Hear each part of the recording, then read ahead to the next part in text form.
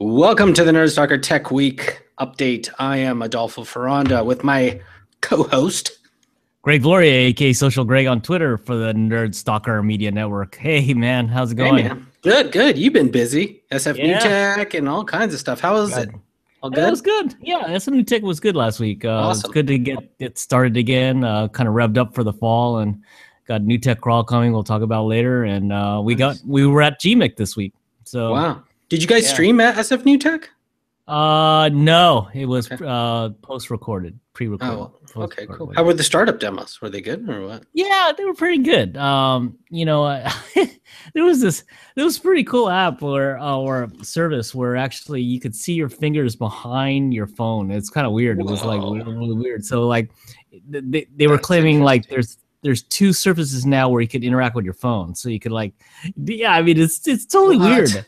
Yeah, it was totally weird. I mean, but yeah, the lady, the CEO lady pitching it, man, she was high energy. She brought the level of the pitches and the energy up, right, really to we're talking about airport noise level. Yeah, I want to see this. That sounds cool, man. Yeah. Hopefully they'll post in the next couple of weeks. But yeah, she was pretty cool. Nice. Yeah, that's all nice. right, man. Let's go into it. Let's do it, man. Okay, let me introduce the first story for you. Okay. Kickstarting a game, Minecraft, but you're a dog? What's that? What's that? Nope. Again, Greg has his notes all wrong. First brain-to-brain telepathy. I guess I was missing that part. I think we need brain-to-brain for Greg right now is what we need. So we did this again last week. Telepathize with Greg here.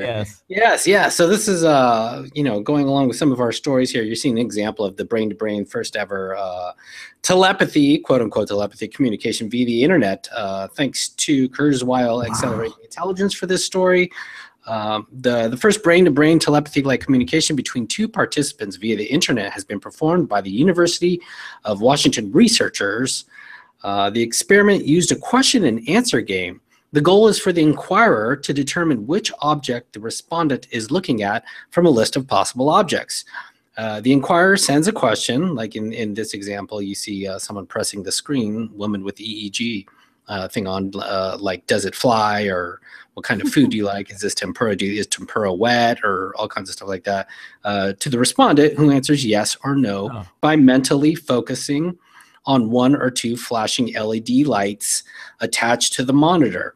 The respondent is wearing an EEG helmet. You see here, she's wearing kind of one, but the respondent, the guy on the other number 8 or the things are wearing an EEG helmet. By focusing on the yes light, see if you see him here, there's these blinking lights on the corners here. There's a yes light and a no light. The EEG device generates send a signal to the inquirer via the internet to activate a magnetic coil positioned behind the inquirer's head. That was what the woman had behind her head, which stimulates the visual cortex and causes the inquirer to see a flash of light known as a phosphene to a no signal. A no signal works the same way, but is not strong enough to activate the coil. So she's actually like feeling this, seeing his response sort of mentally, Wow. Via these things. It's totally insane. Really cool stuff that they're doing. Eventually they want to get into future type of thing. You see brain tutoring that they mentioned here, and all kinds of neat stuff. We'll see some of the other pictures. Here's some guys doing it with their EEG helmets on. Here's the sort of the workflow of what's happening here. Well, it all comes back to the theme of what me and Greg have been sort of touching on before, and that's to like there was paraplegics that were communicating via breath was one of the stories that we did. Another one was via eye tracking type of thing. To look where they're looking at to control the screen and stuff like that. So this is just another level of where things are going and how crazy things are getting. Totally crazy, man. Totally crazy. Wow, that's exciting though. We got some other exciting news coming up that's kind of way out there. So that's right. Wow. That's right. Yeah. So speaking of Chinese smartphones mount a massive web attack. Well, we started GMIC this week, which is the the Global Mobile Internet Conference, and the first story that came out that morning when I looked at it was 650,000 Chinese smartphones have been unwillingly enrolled in a massive attack over that overwhelmed a web server. So I found out this week, I didn't really realize that there's 650 million smartphones in or mobile users in China. It's totally crazy. But then 650,000 of them actually attacked the site. So it says here that the huge attack saw a target site hit with about 4.5 billion separate requests for data in one day. So the tidal wave of data was traced to a pool of booby-trapped adverts that have been seeded with malicious code. So the adverts seem to have been shown in apps popular in China, said Cloudflare, which uncovered the data deluge. Analysts found that it relied on widely used JavaScript language as it tried to knock the site off. The power of JavaScript. Oh my God! I thought that was just crazy. Basically they turned all these Chinese Android smartphones, into robots. Wow. Yeah, that makes sense, man. There's the volume. They got it all. Yeah. Oh, is that crazy? Thanks to the BBC for that one. Okay, let's move on, and maybe I'll get this right this next time. Breakthrough retina converts light, right? Oh my God, into DC current. Isn't that called a solar panel? So thanks to Gizmag for this one. This one is Colin Jeffrey. Breakthrough rectenna, right? So what you're seeing here, rectifying rectennas, and thus the name, are used as parasitic power capture devices that absorb RF, radio frequency energy, and convert it into usable electrical power. Constructing such devices to absorb and rectify at optical wavelengths has proved impractical in the past, but the advent of carbon nanotubes. Now, this is sort of the magic of this whole thing, is the carbon nanotubes. And advances in microscopic manufacturing technology have allowed engineers at the Georgia Institute of Technology to create rectennas that capture and convert light to direct electrical current. The researchers believe that their creation may eventually help double the efficiency of solar energy harvesting.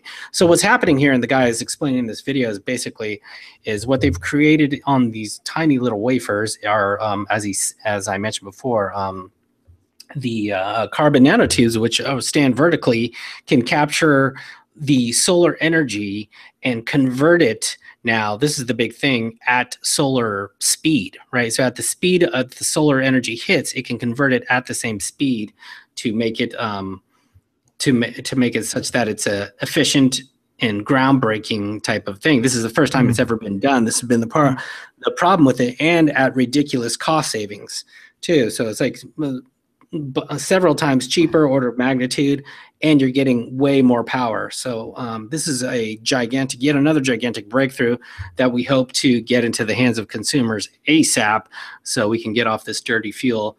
You see some of what's happening here. They put the little metal thing on top, essentially making this sort of wafer sandwich thing, and the nanotubes down there, they convert the energy that's cool. Super quick, super cheap, and you can put these all over.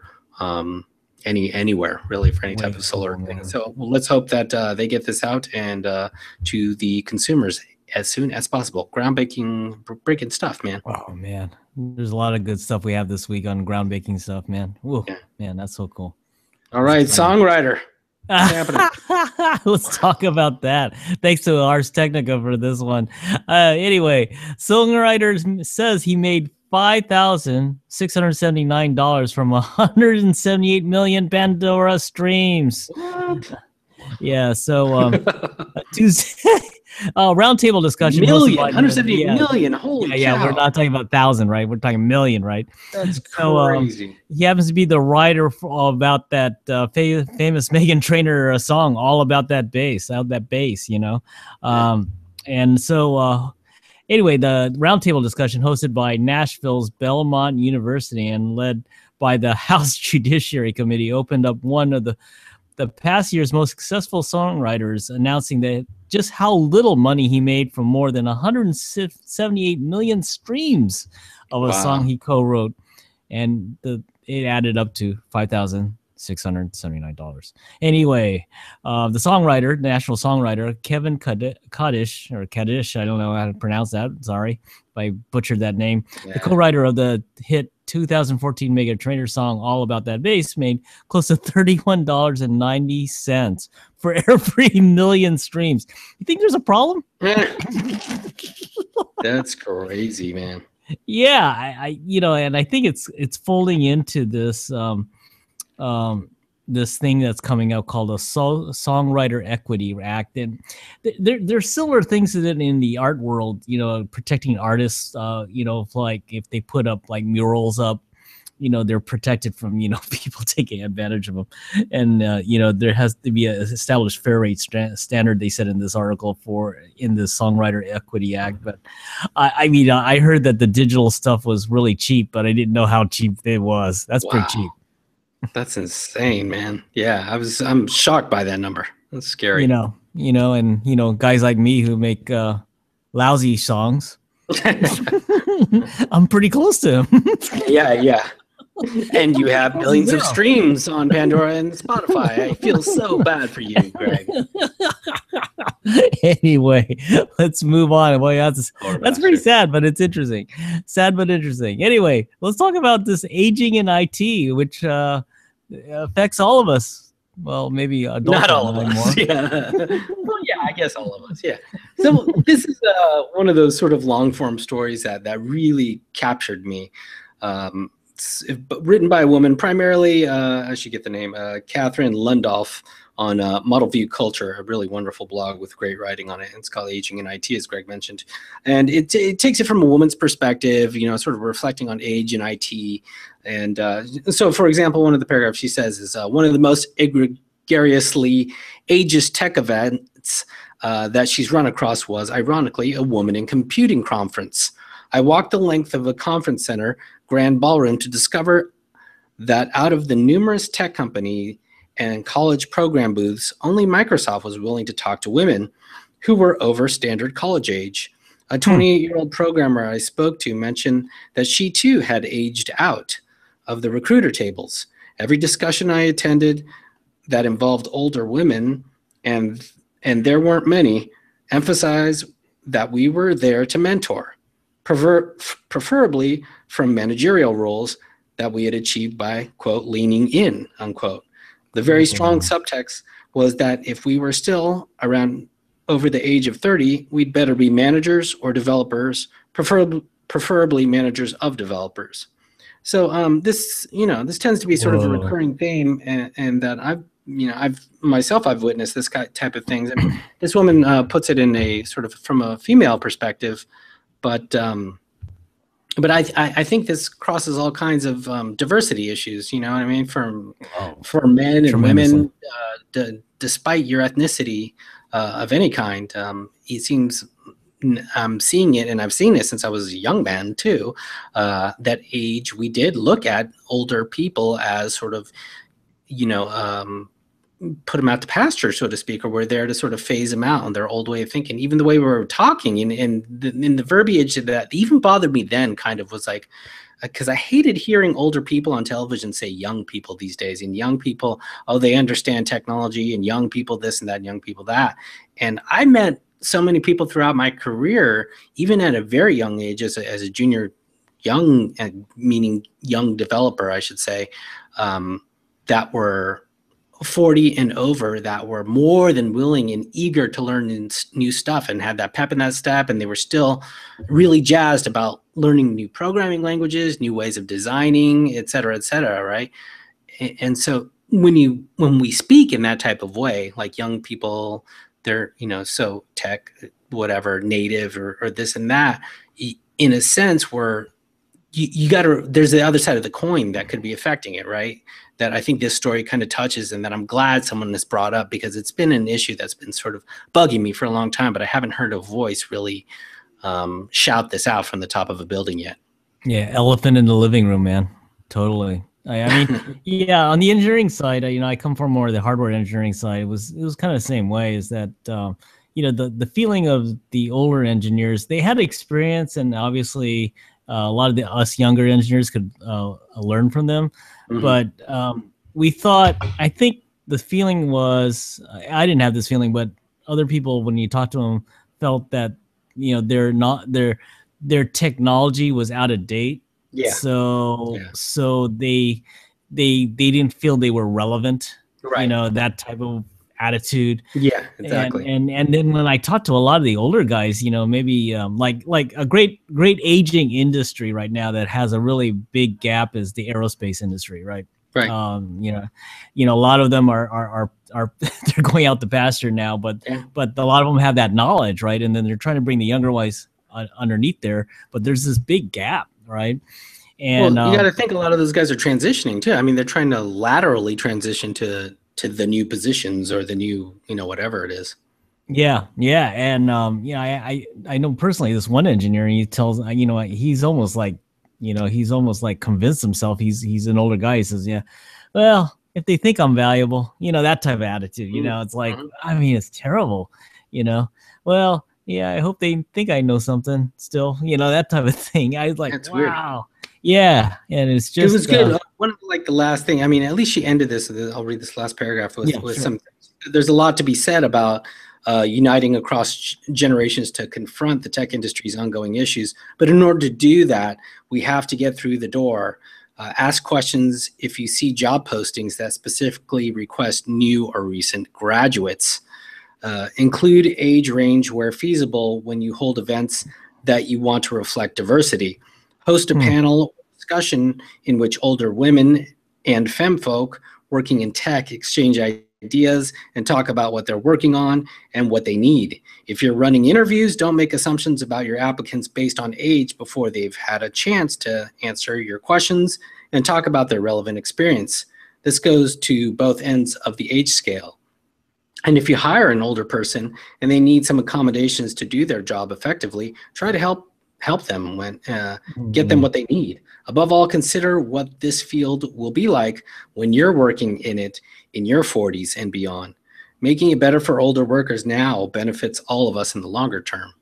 And I'm seeing these, you know, 20-year-olds turn into 30-year-olds, and, you know, it's coming right up on them, you know? Wow. Tremendous. Yeah, I think, you know, this mindfulness thing that they always talk about, that's a great area for it, actually. So.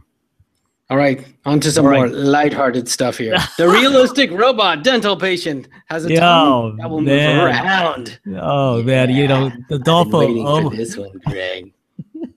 Adolfo has been always on me that my share screen, all of you. Please, you're going to love this. So this realistic robot dental patient has a tongue that will move around. and it's totally crazy. So play the video for me. I couldn't believe it when I saw this. So this is a video? Holy smokes. Yeah. This is a robot Hanako, and it's, you know, it has the English subtitles, but you guys can read it. But it's the Japanese dental patient. It blinks and everything. Oh my god. Yeah, like this. Oh man, check that out. I mean, you know. Wow. I mean, it even has gag reflex. And everyone knows that. Yes, gag reflex, my friend. Gag, you know. So what's interesting about this company who did it for dental schools cooperated with the maker of Love Dolls to change her skin from PVC to silicone to form the tongue and cheek linings in one. Wow, look at that. That's amazing. Isn't it crazy, dude? Holy cow. I mean, you know, this is serious. This is pretty serious, but like she's there, like they're cleaning her teeth. They're like, you know, they're doing all that. And, but, you know, the problem is, it's just, you know, all of our minds just go to the gutter. All the comments on this video were like, I have to admit, mine initially did too. I had no idea this was an actual dental thing until I read the title. And I'm like, what is this? You know, and one guy says, I need one for dental purposes. Wink, wink. Oh my God.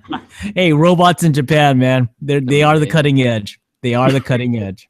Oh man, let's turn that off before I just get too weird about this. So hey, let's go to the speed round, my friend. Good idea. Let's go back to kickstarting a game. As I said earlier. Nice. Yeah.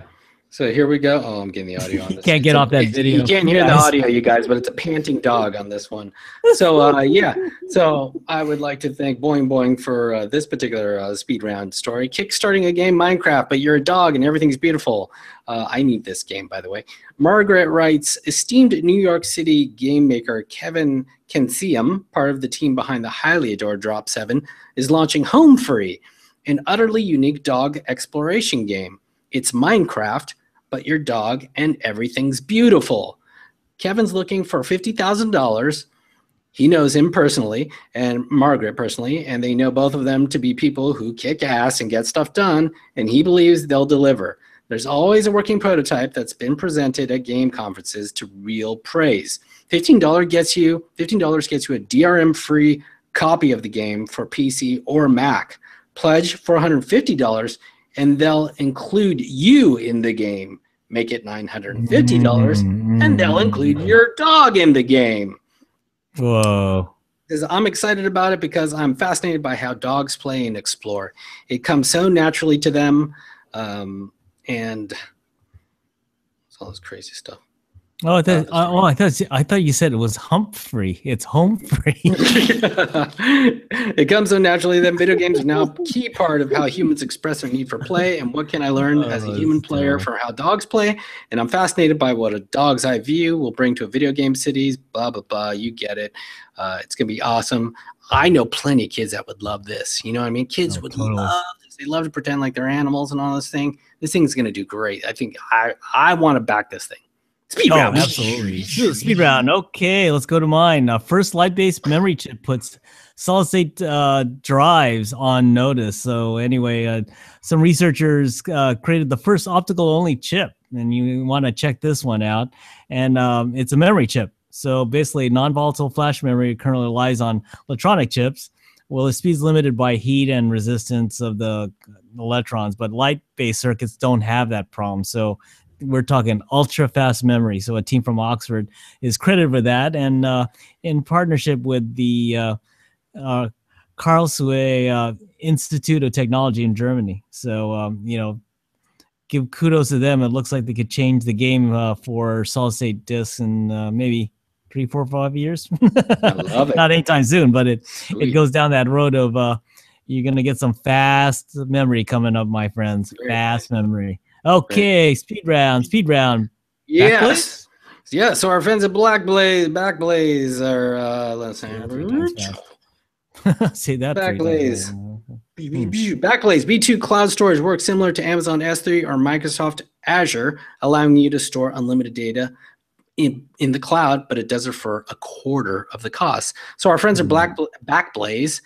My personal backup storage device, I use this on my computers here at home as a passive backup while I sleep. It's strictly in a backup capacity. That's what they've offered. You see up here, they offer personal backup and business backup solutions. This is a new thing. B2 cloud storage, really awesome. And boy, are they taking on the big guys right now. So what Gleb Budman here is showing us here in the video is, how they're doing it. You can do web backup for developers and stuff, APIs, API backup, command line scripts, upload and download, live and archive, scale like crazy, robust documentation. They're going to support various languages like Curl, Java, C#, Python, Swift, and Ruby. And they're going to do it for a fraction of the cost. Other goodies they're going to have are, browse files, versions, snapshots, mobile, cap alerts, reports, all kinds of stuff. Crazy. The lowest price for storage. Now, compare Backblaze pricing versus Amazon S3 and Microsoft Azure. So I will bring up the screen in order to do so. Boop. So these guys are fantastic, by the way. Wow. Boop. So you see here, this is no joke, less than a penny, people. What is that, 0.05 of a cent per gigabyte per month? So amazing stuff. S3 you see down there is like 2 cents, to a little over. And Azure matches S3. Microsoft Solutions. So when you're looking at Backblaze and you're looking at a company or a startup that's doing tons of data, this really adds up, right? This is significant savings. It's crazy. And you're going to be able to integrate it, developers are into your various applications and type of whatever solutions and things like that. So this is great news. Congratulations to Backblaze. Nice. All right, speed round. Well, yeah, don't take selfies if you value your life. So more people have died taking selfies this year than by shark attacks. Awesome. That caught my eye. So I think it said that 12 people so far have recorded selfie deaths. Compared to 8 people dying because of shark attacks this year. So if you scroll down, you'll see all the don't do's, like taking a selfie on the train tracks, taking a selfie in front of a wild animal, taking a selfie on the roof while you're adjusting your antenna, taking a selfie while looking downstairs, taking a selfie on the freeway. I thought that was pretty funny. Take a selfie while you're driving a car. so anyway, I thought this is kind of interesting, but I guess that's pretty true. There's some pretty dumb people out there. Shark attack here. Yeah, this guy. You like that? Pretty smart. I think we have just some pretty dumb people out there. Anyway. Excellent. Anyway, yeah, let's speed round. Let's say speed round. Let's go to tip time. No, speed round. So I'd like to thank Cory Doctorow for this one. Boing. Oh, hello. I'd like to add you to my professional network on LinkedIn is the new Christ. What an asshole. So here you go. Some funny ones. So the phrase joins Cory Archangel's "What a misunderstanding" as one that can be used to caption any New Yorker cartoon, a fact discovered by Frank Camiro. And the Louis Pasteur of the New Yorker comics remixing. So we see down here, here's one. Hello, I'd like to add you to my professional network LinkedIn cartoon. And then we have another one here, the Trojan horse, of course. That's good. And then that is so true. This guy begging the Almighty to add him to his. That's so funny. It's so true. Just a funny story. That captures about all the people I get too. So. Yeah. Tip time. Now it's tip time. Yeah, let's go to tip time, my friend. What's this about OS X? Capitan. El Capitan. So if you're like me, you downloaded El Capitan this morning or last night, on your various machines, and you noticed a few things that are driving you a little bit crazy. Thank goodness, life hackers, Thorin Klosowski gave us some great tips here. One of which is to disable SIP on your system level utilities working again. So that's basically, it's not letting certain applications run root or sort of like an administrator on your particular machine to do certain things. And it's, he named some of the applications like Total Finder, Total Spaces, and among several others that need to do this in order to run certain type of really cool things. And so what you have to do in order to fix that, which is really nice, is you have to reboot into recovery mode, which I did. While in order to do that, you got to reboot your machine and then hold Command R so you see the apple, you're in recovery mode, and then you have to open your terminal, and then you have to enter this particular command, and then reboot your Mac. Then you're all good, okay? So there's that tip. And then resetting Spotlight's location by clicking and holding the magnifying glass in the top right. This one I just sort of left of is because it's not driving me crazy. The thing is, if you move around Spotlight now, for example, like this, you can move around Spotlight. And if you go out and you open like that, you see it's moved. So some people, it used to open up like right in the middle or something like that at a nice level consistently every time. It no longer does so. So you can change that in the in how he shows you how to do it here, which is a nice thing. And then the old mission control behaviors too, which is sort of like this, that you're seeing this particular type of effect. It would show differently in El Capitan. I did this because I like the way mission control used to behave. What you do is you go to the preferences, system preferences, mission control, and then you check this little box here with the big red arrow, group Windows by application, and you're all good. This was a really interesting one. It's called turn off the mouse wiggle. So if you wiggle your mouse turns kind of gigantic, really big. Really? Yeah, and it's really weird. On a laptop, it makes no sense whatsoever. It's one of those weird design mistakes I think that Apple rarely makes, but in my opinion, they made it in this one. It would make sense in perhaps if you're on a giant monitor with a really super high resolution where it's hard to see things like that. Yeah, I would recommend going to it and checking this little box that show mouse pointer to shake mouse pointer to locate, to check that or uncheck that so it doesn't do that anymore.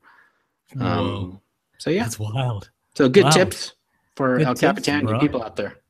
Wow, nice. Tip All time. right, tip time. All right, bring up. Hey, you know, at GMIC, I came across a couple neat apps that I'm going to do a write-up on, but this one caught my eye, called the AdoptMe app. So if you remember the Kachingle team, who was trying to help newspaper organizations help themselves by getting micropayments, they developed this thing called the AdoptMe app, which is really cool, I thought. I thought it was good. It allows shelters to take pictures of dogs that are in the shelters currently. Oh, nice. Aggregate them by a hashtag of their names and create a page of themselves so that you can see all the pictures of it. Wow. In other words, you could also do a Sponsor Me app, which allows people to do crowdfunding and help these shelters sustain these animals. Otherwise, they have to put them to sleep, right? Right. That's the deal, right? So I thought Adolfo would love this.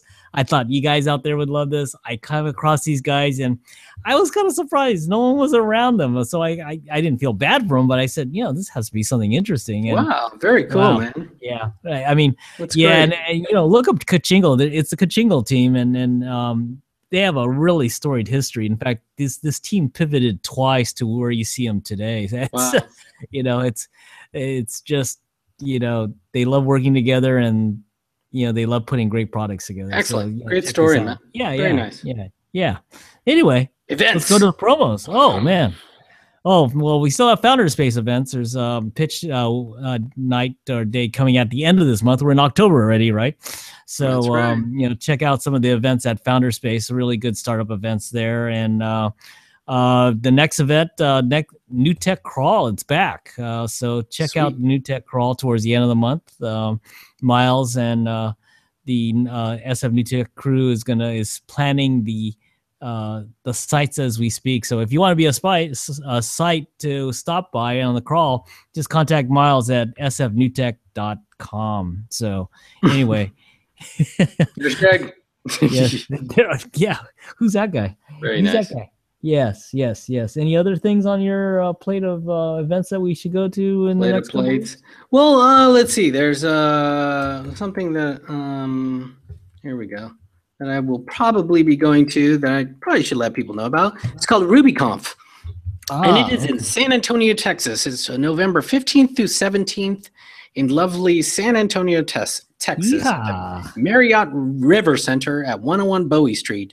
If you are a Ruby enthusiast of any kind, I highly recommend going to this. I have been referred to this by a bunch of Ruby developers, and I'm sort of just a beginner novice little baby diving into this Ruby world.